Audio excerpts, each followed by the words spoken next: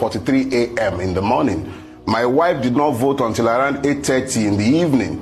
And so the same happened across the length and breadth of Lagos, despite the best effort of those who were bent on disrupting the elections. So when they brought out the figure, I said immediately that one, it was not as close as they would like to pretend that it was. It wasn't close, it was a whitewash. However, in order to validate the lies that they have to tell and the tribal hatred that they are stirring up, they had to portray a close election so that the script that they have already written for this Saturday's election might be legitimized in all the nonsense they are doing. So number one, we must be clear about something. The first duty of a state is the protection of citizens. When you have a situation where citizens are being attacked and people are being singled out for attack, you had the one in Ije-Ododo, one Bale in Ije-Ododo or Kabiyesi in Ije-Ododo, suddenly remembering that he wants to worship Oro and is declaring Oro during the period when people should be out. Well, I think we've had a clarification on that. He said the Oro rights will go up until Friday. If you have had clarification on that, there was another one in social media today, some bearded clown talking about another Oro again. Yet this was the same person that was caught on camera during the presidential poll. So you have a situation where you can speak about the political class in a situation where you have a political class. What we're dealing with is a criminal class that is determined to hold the people down by force of arms or whatever it takes. They are making this about tribe because there is no record to place before the people. We've had 24 years.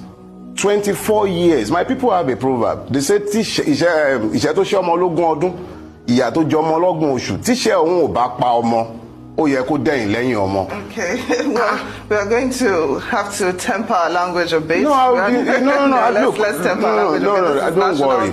National television, okay, so we have to be very careful. Temitope, I hear you, but let me say this. I am not a frivolous man. I did spend some years practicing some type of law before I retired as a lawyer, so I'm well advised as to the possible legal liability of any word that I might use. So anything I'm saying, take it as a given that before I would open my mouth to say so, I know as a fact that what I'm saying is the truth and I have absolute fact standing behind it. And because you have said so, let me explain myself. Over 2 years ago, I sat in this same studio and I announced to everyone that there was a murder plot over my life. And I then went on, this was after I had submitted petitions to the DSS and to the State Commissioner of Police. Up until today, in this state, in a country governed by law, nothing has been done. Some of those persons are the ones busy going around threatening people again today. I've been coming to your TV studio for a while. This is the first time in years since I've been coming here that I'll see armed soldiers required to protect what is supposed to be free press. So we're dealing with a situation where even though we might pretend that we're dealing with normalcy, there is nothing normal about our situation. If the people are allowed to vote in a free and fair election, these people are over. That's the truth. They have no record to place before the people. Only intimidation, blackmail, ethnic division, religious division, all sorts of divisions in order to keep the people from seeing the truth of what they should be facing. Was it the Igbos that have been digging up roads in Lagos State over the last 24 years? Has the Igbos been the one that have stopped the rail that has taken 7 kilometers or thereabout that has taken 16 years to construct? Was it TINiBU that stopped that? Who is the person who is busy selling all of Lagos to people that is now shouting about TINiBU? There is just a validation of hatred in order to divide the people's attention so that they might not face the issue. The real issues are about a collapsing state, a collapsing country. They might want to forget all of that and distract our attention. Let me just interrupt you briefly. Earlier you talked about criminal gangs, being given free hand to run. Yes. And of course we've seen all sorts of posts and videos on social media that could be characterized as hate speech. But sadly, nobody has been arrested, nobody has been prosecuted. So I'm wondering, is it that there are no laws against such, or is it that the laws are not being implemented? If the laws are not being implemented? How do we enforce that?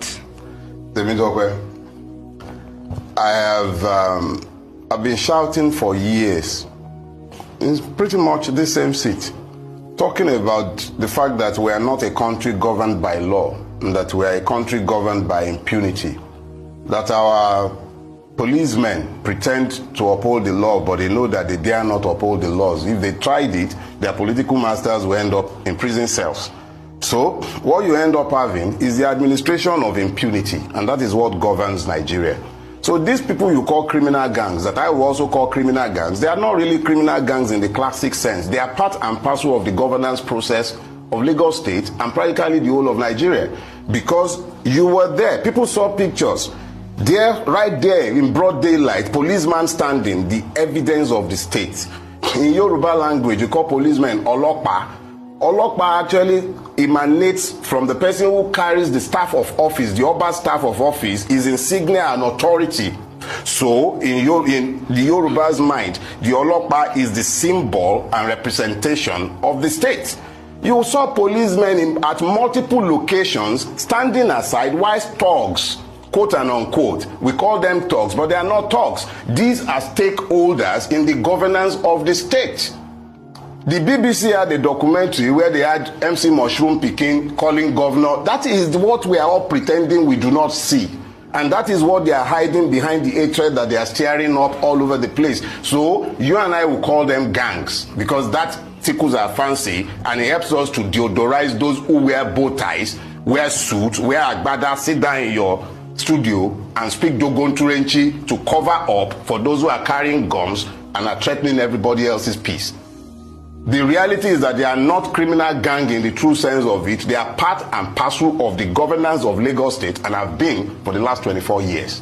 So if we say we are a state or maybe a country governed by impunity, how then do we change this narrative? You said you've been here several times talking about the same issue, so that in case for you not to come back in a few months' time talking about this, what then would you say is the way forward? There is no danger of me coming back in a few months' time to say this, and I'll tell you why. Ultimately, if people get the kind of government they deserve, the Nigerian people can blame TINiBU, they can blame Abiola and Obasanjo, blame this, blame that. Ultimately, they bear the responsibility for the governance of their country. When you find people who knows the truth but finds a basis to justify their hatred, which blinds them from what they should see, they are telling you all of a sudden that a person born of a Yoruba parent to an Igbo mother is no longer a Yoruba. They are justifying hatred. These same people were so progressive in their thinking that they were the first to start appointing Igbo commissioners. There is somebody from Kano in Lagos State. So they are progressive when they need to be, but when it serves their purposes to demonize in order to divide, they remember very quickly. All of a sudden, is no. Look, at the end of the day, they want us to have these asinine debates, debating nonsense when we should be facing issues. The issues are, how is it impossible in a state that is more or less underwater, that the whole of Lekki Peninsula does not have a square inch of pipe-borne water after 24 years of the genius of Bodilon? How is it that in Lagos State, we still do not have a coherent education system, and nobody who can afford it will send his child to a government school? And that is when the government school is even available. You have less than 3 out of 10 classroom spaces in Lagos State owned by the state. And how good are those schools? Those are the questions we should be asking, but they will prefer that we are not asking those questions. They will prefer that we are talking about, is Baba is Igbo, his mother is this, is hype-up, is that. Nonsense.